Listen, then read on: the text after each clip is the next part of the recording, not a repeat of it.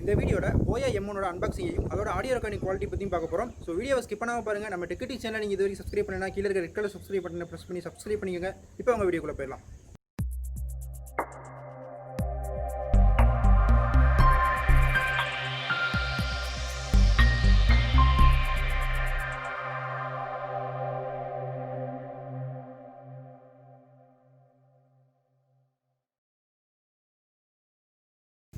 First இந்த மைக்ரோஃபோனோட அன்பாக்சிங்கை பார்த்துட்டு வந்துருங்க. அதுக்கப்புறம் இதை டெஸ்ட் பண்ணி பார்த்துடலாம்.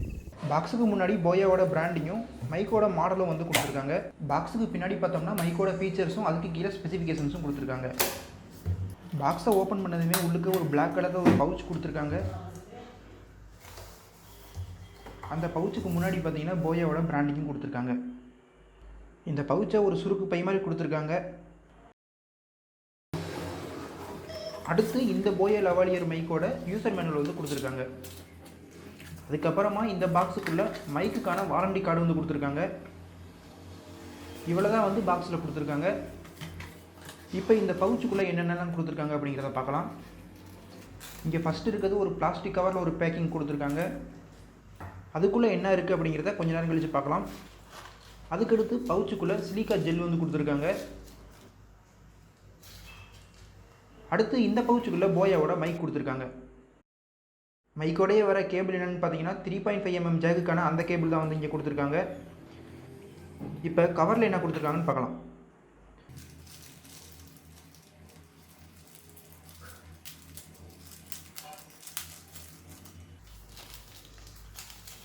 கவருக்குள்ளே நாய்ஸை கேன்சல் பண்ணுறதுக்காக ஒரு பட்ஸ் வந்து கொடுத்துருக்காங்க.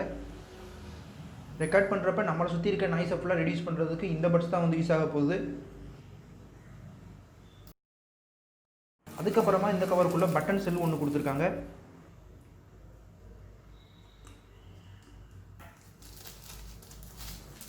அடுத்து ஒரு கிளிப் கொடுத்துருக்காங்க நம்ம காலரில் வந்து மைக்கை மாட்டிக்கிறதுக்காக.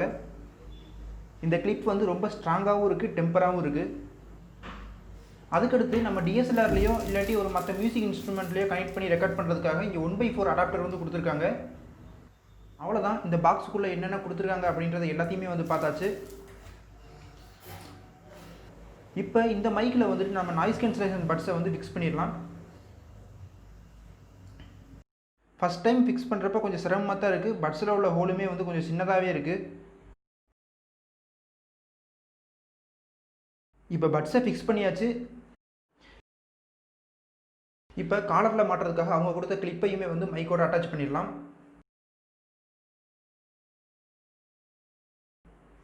கிளிப்பு வந்து ரொம்பவே டெம்பராக இருக்குது. காலரையும் வந்து கிச்சின்னு பிடிச்சிக்கும். மைக் வந்து கீழே விழுந்துடும் அப்படிங்கிற எந்த பயமுமே தேவையில்லை. அடுத்து அவங்க கொடுத்துருக்க பட்டன்ஸில் வந்து இந்த மைக்கில் வந்து போட போகிறோம்.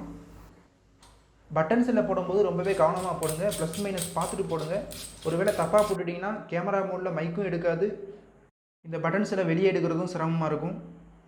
இப்போ இந்த மூடியை திறந்தவொடனே பார்த்தீங்கன்னா பேட்ரி போடுறதுக்கான அந்த ஸ்பேஸ் வந்து கொடுத்துருக்காங்க. பேட்ரி போடுற பொசிஷனை மட்டும் நல்லா பார்த்துக்குங்க. இப்போ அதை க்ளோஸ் பண்ணிடலாம். அவ்வளோதான், இந்த BOYA மைக்கோட ஃபுல் செட்டப்புமே வந்து கம்ப்ளீட் ஆயிடுச்சு. இப்போ வாங்க ஆடியோ குவாலிட்டியை டெஸ்ட் பண்ணிடுவோம். இப்போ நீங்கள் கேட்டுக்கிட்டு இருக்க இந்த ஆடியோ வந்துட்டு என்னோட மொபைலில் இருந்து ரெக்கார்ட் ஆகிட்டு இருக்கு. என்னோட மொபைலில் இருக்க மைக்கில் இருந்து ரெக்கார்ட் ஆகிட்டு இருக்கு. இந்த ஆடியோ தான் நீங்கள் கேட்டுக்கிட்டு இருக்கீங்க. இதோட ஆடியோ குவாலிட்டி எப்படி இருக்குது, பேக்ரவுண்ட் நாய்ஸ்லாம் எப்படி இருக்குது அப்படிங்கிறத தெளிவாக கேட்டுக்குங்க. இப்போ நான் இந்த மைக்கு மாட்டி இதோட ஆடியோ குவாலிட்டி எப்படி இருக்குன்னு பார்க்க போகிறோம்.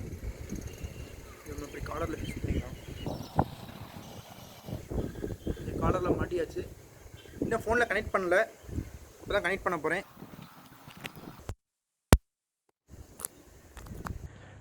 இப்போ நீங்கள் கேட்டுக்கிட்டு இருக்க இந்த ஆடியோ வந்துட்டு BOYA M1 ரெக்கார்ட் ஆகிட்டு இருக்குது. இதோட ஆடியோ குவாலிட்டி எப்படி இருக்குது அப்படிங்கிறதையும் சொல்லுங்கள். முதல்ல நீங்கள் கேட்டுக்கிட்டு இருக்க ஆடியோ வந்துட்டு மொபைல் மைக்கிலேருந்து ரெக்கார்ட் ஆகிட்டு இருந்துச்சு. அந்த மொபைல் மைக்கிலேருந்து வந்த ஆடியோக்கும் இந்த BOYA M1 வர ஆடியோக்கும் எந்த மாதிரி டிஃப்ரென்ஸ் உங்களுக்கு தெரியுது அப்படிங்கிறதையும் கமெண்ட்ஸில் சொல்லுங்கள். அடுத்து இந்த BOYA M1 வயர்னு பார்க்கும்போது 20 அடி வந்து கொடுத்துருக்காங்க. ரொம்பவே லென்த்தாக இருக்குது. 20 அடி வரைக்கும் நீங்கள் தாராளமாகவே வந்து ரெக்கார்ட் பண்ணிக்கலாம். அதுக்கப்புறம் இதில் வந்துட்டு 2 மோடு வந்து கொடுத்துருக்காங்க. ஒன்று கேமரா மோடு, இன்னொன்று வந்து ஸ்மார்ட் ஃபோன் மோடு. பேட்டரி வந்து எதுக்கு யூஸ் ஆகுதுன்னு பார்த்தீங்கன்னா கேமரா மோடுக்கு மட்டும்தான் இந்த பேட்டரி வந்து யூஸ் ஆகும். நீங்கள் ஸ்மார்ட் ஃபோன் மோடில் இருக்கும்போது பேட்டரி வந்து தேவை கிடையாது. நீங்கள் கேமராவுக்கும் மற்ற மியூசிக் இன்ஸ்ட்ருமெண்ட் யூஸ் பண்ணுறீங்க அப்படிங்கும்போது நீங்கள் கேமரா மோடை வந்து எனேபிள் பண்ணிக்கலாம். மற்றபடி நம்ம ஸ்மார்ட் ஃபோனில் ரெக்கார்ட் பண்ணும்போது ஸ்மார்ட் ஃபோன் மோடே வந்து வச்சுக்கோங்க, ரொம்பவே நல்லாயிருக்கும். பேக்ரவுண்ட் நாய்ஸும் வந்து கம்மியாக இருக்க மாதிரி தான் எனக்கு தெரியுது. அண்டர் 1000 ருபீஸில் ஒரு நல்ல மைக் வாங்கணும் அப்படின்னு நினைக்கிறவங்களுக்கு இந்த BOYA M1 மைக் வந்து ரொம்பவே நல்ல ஒரு ஆப்ஷனாக இருக்கும் தான் நான் நினைக்கிறேன். இந்த மைக்கோட ரேட் பார்த்தீங்கன்னா டெய்லியும் வந்து டிஃப்ரெண்ட் ஆகிட்டே இருக்குது. கரண்ட்டாக என்ன ப்ரைஸ் இருக்குது அப்படின்னு பார்க்குறதுக்கு டிஸ்கிரிப்ஷனில் லிங்க் இருக்குது, செக் பண்ணி பார்த்துக்கோங்க. இந்த வீடியோ பிடிச்சிருந்துச்சுன்னா லைக் பண்ணுங்கள், ஷேர் பண்ணுங்கள். நம்ம டெக்டிக் சேனலை நீங்கள் இது வரைக்கும் சப்ஸ்கிரைப் பண்ணலாம், சப்ஸ்கிரைப் பண்ணி சப்போர்ட் கொடுங்க. அடுத்தடுத்து வீடியோ போகிறதுக்கு ரொம்பவே யூஸ்ஃபுல்லாக இருக்கும். அடுத்து ஒரு நல்ல டெக் வீடியோவில் சந்திப்போம்.